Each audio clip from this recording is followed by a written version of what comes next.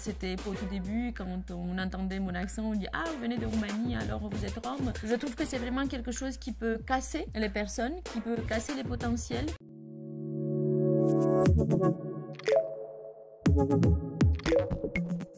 Bonjour, je m'appelle Monica Aradou et je suis responsable du centre d'information Europe Direct et Programmation à la Maison d'Europe de Paris et porte-parole des salariés auprès de la Fédération française des maisons de l'Europe. Bienvenue sur Papillon Action.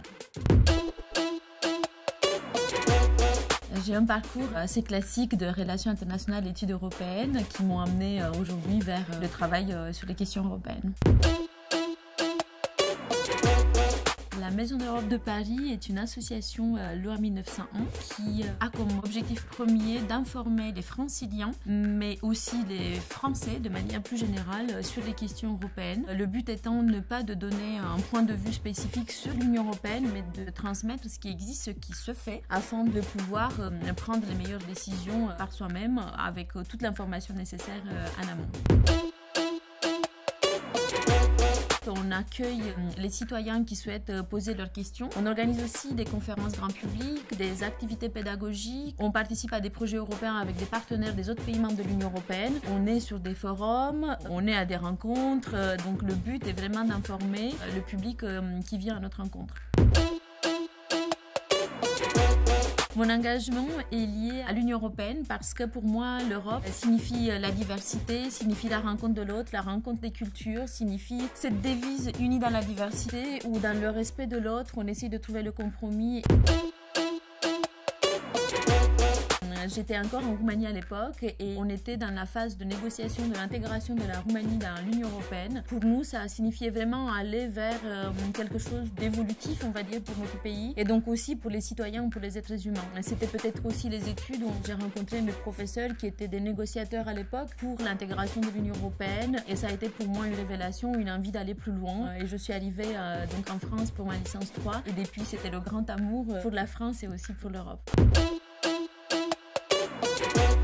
La diversité représente pour moi la richesse. C'est tout ce qu'on peut espérer de mieux, je pense, inspirer les uns des autres sur les bons côtés et enrichir nos quotidiens, nos vies, nos cultures. C'est aussi apprendre la tolérance, c'est aussi apprendre à prendre sur soi parfois parce qu'on n'est pas parfait. C'est l'autre aussi qui nous apprend peut-être à être mieux, de se dire qu'on n'est pas mieux que les autres.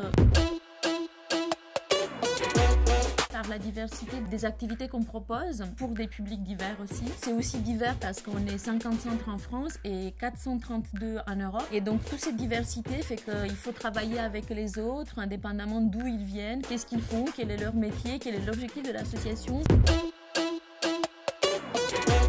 L'égalité de chance représente pour moi le fait de partir dans la vie du pied d'égalité. Et pourtant, on le sait tous que c'est pas vraiment ce qui se passe. Je me souviens d'un rapport OCDE qui parlait du fait qu'il nous faut 6 générations pour arriver à accéder à une autre classe sociale. Et donc, cette égalité de chance, elle n'est pas toujours simple et présente, mais heureusement qu'il y a beaucoup d'acteurs qui œuvrent pour vraiment y arriver. Personne qui dépose un CV peut être éventuellement au sein de notre équipe. Je pense notamment à notre collaboration avec des centres pénitentiaires par exemple, avec la mission locale de Paris, avec des lycées professionnels, des lycées généraux, avec des universités, avec des associations, des ministères, des institutions européennes bien sûr. On essaie de donner la parole et la possibilité de s'exprimer au plus grand nombre des acteurs.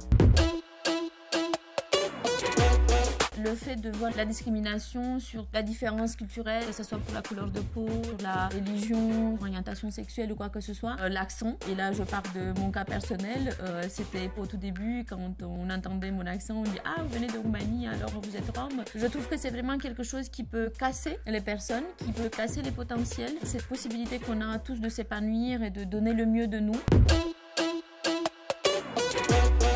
Je ne savais pas que c'était impossible, donc je l'ai fait. De Mark Twain, je trouve qu'on se limite parfois et on est les premiers à ne pas aller plus loin, à se limiter en tant qu'être humain. J'adore aussi d'ailleurs une deuxième de Mahatma Gandhi, sois le changement que tu veux voir dans le monde, parce qu'on attend toujours que les choses se fassent ou se réalisent de l'extérieur et en réalité ça devait commencer par nous-mêmes.